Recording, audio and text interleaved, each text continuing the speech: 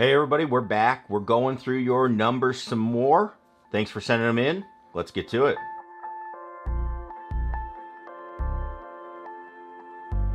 Hey everybody, Scott Hogan coming at you. We're here, we're going over your numbers. User submitted data from all sorts of launch monitors. Again, not specific to anyone, just kind of giving you some ideas of things that you could look at across all devices. So keep sending them in. Make sure you check out Instagram, The Real SHG, or Scott Hogan Golf on Facebook. That's where you can send them in at. Seems to be the best way and the easiest way to do that. So you can get that data to me, I'll take a look at it, and we'll have it here on the channel. So thanks everybody for submitting all that.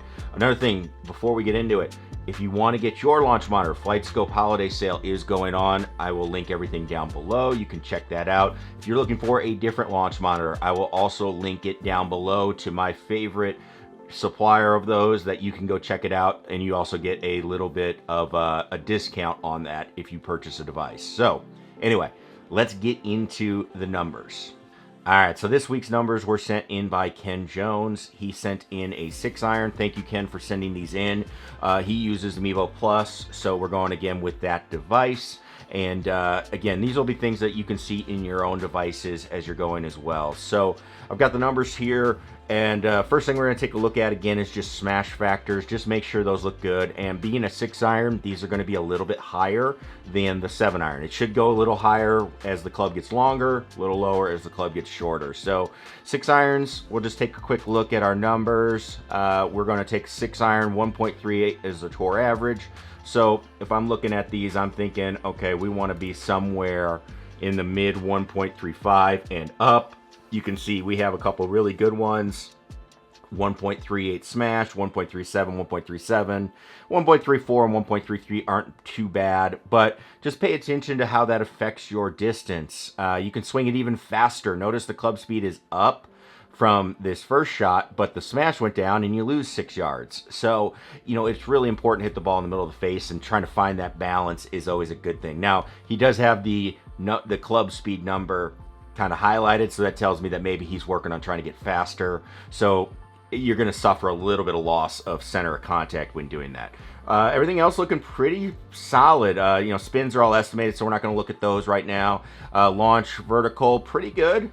And yeah, angle of attack, they are positive, but we can talk a little bit more about why. I don't put a whole lot of stock in that unless I really know the device is set up really, really well. It's a good number to look at, but you do have to make sure your device is precisely set up to take a look at that number, just FYI.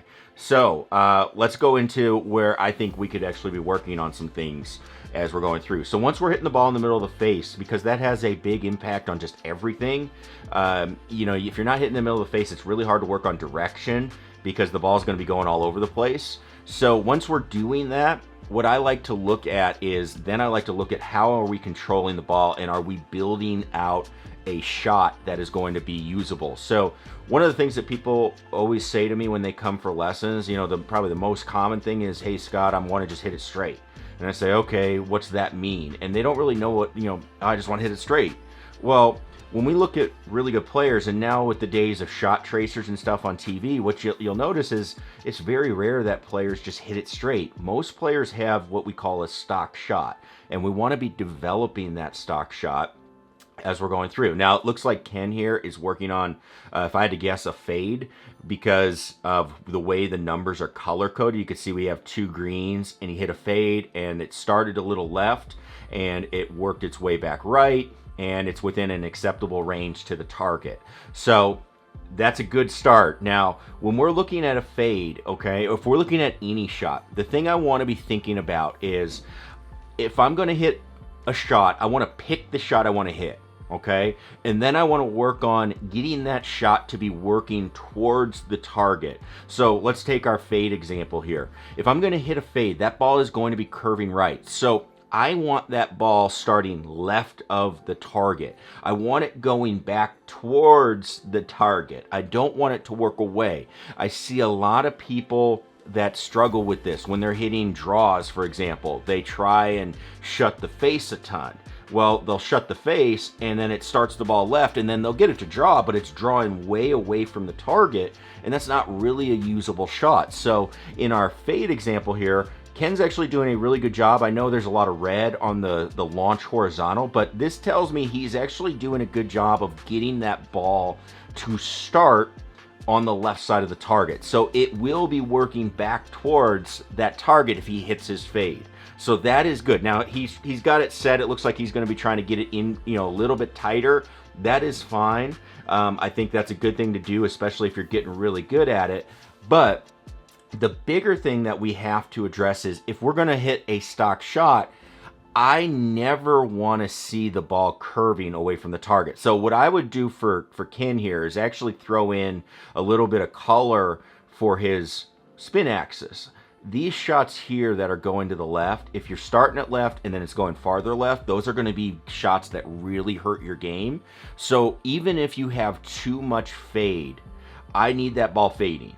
Okay, if I'm starting to left, it has to fade. I can't double cross myself and get the ball traveling the opposite direction. So I would be working really, really hard with Ken on just making sure that ball is going to be constantly fading. Now there's a lot of ways you can make the ball fade. You can do it through your swing. There's a lot of ways you can start the ball left. You can do it through aim, combination of things. You can do some different things with your ball position. Those things are going to help you get that ball to fade. Now you got to figure out which one's working best for you, and that's usually where a coach can help you do that. But I'm looking at Ken's here and I'm thinking, all right, if he can get that ball fading consistently, man, he's going to be really dialed in. Because the other thing that's going to happen is, and this also explains a little bit why this particular shot, number 3, went farther. This ball traveled really, really far left.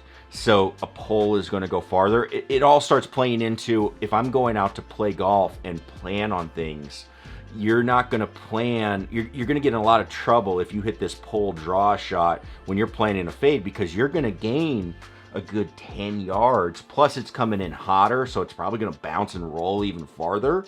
You're going to gain a lot of issues there when you're going through and trying to plan that shot. So the next thing that I always like to look at is, are you hitting a shot that makes sense? And are you working on a shot that makes sense? All right, hey, this shot is starting left, traveling right.